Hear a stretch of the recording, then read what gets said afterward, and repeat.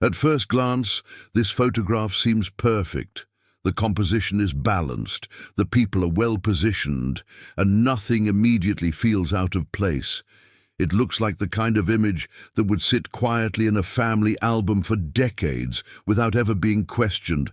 But the longer you look, the more your brain starts to hesitate, because there is one detail in this photo that doesn't belong, and once you notice it, the image stops being harmless and starts feeling deeply wrong. This photograph was taken sometime between 1905 and 1915, based on the clothing, posture, and photographic technique used at the time.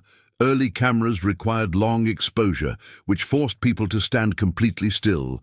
Every pose was intentional, every detail planned, meaning that nothing appearing in the image should be accidental or random. At a casual glance, everything appears normal, a middle-class family carefully dressed, positioned to reflect stability and respectability.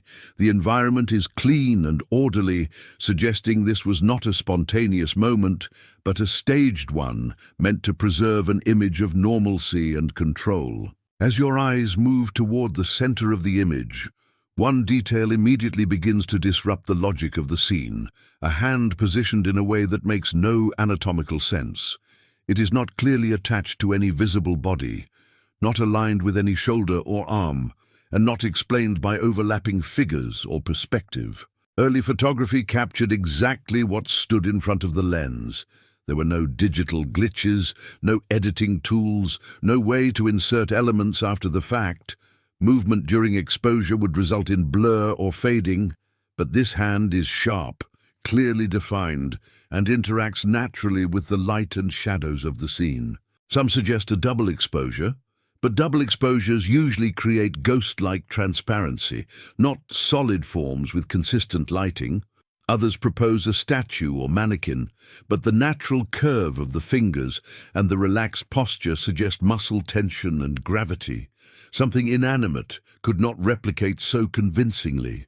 This leads to a more unsettling possibility, that another person was present during the photograph, intentionally positioned so that only part of them would appear. But if so, the question becomes why? What reason would there be to include someone without fully revealing them? In the early 20th century, photography was deeply symbolic. Mourning photography was common. Families sometimes posed with deceased relatives or used symbolic gestures to represent someone who had passed. A hand resting on a coat could signify memory, protection, or connection beyond absence. Mourning photographs usually included notes, names, or context, but this image has none, no written record, no explanation, no indication that it was meant to represent loss, which makes the symbolic interpretation incomplete and unsatisfying. Looking back at the people in the photograph, none of them appear relaxed. Their expressions are controlled, restrained, almost as if they were instructed not to react, not to acknowledge something present in the room, which adds another layer of tension to the image. Perhaps the detail that ruins everything is not the hand itself, but the fact that everyone in the photo seems completely comfortable with it. The hand rests gently, not intrusively, as if it belongs there, as if its presence is normal and expected. This photograph challenges our belief that the past was simpler or more rational. It suggests that people before us may have lived alongside unexplained things and chose not to question them, instead preserving them quietly within ordinary moments. Today, this image remains unresolved. No confirmed origin, no definitive explanation, just a photograph that appears perfect until you notice the one detail that shouldn't exist.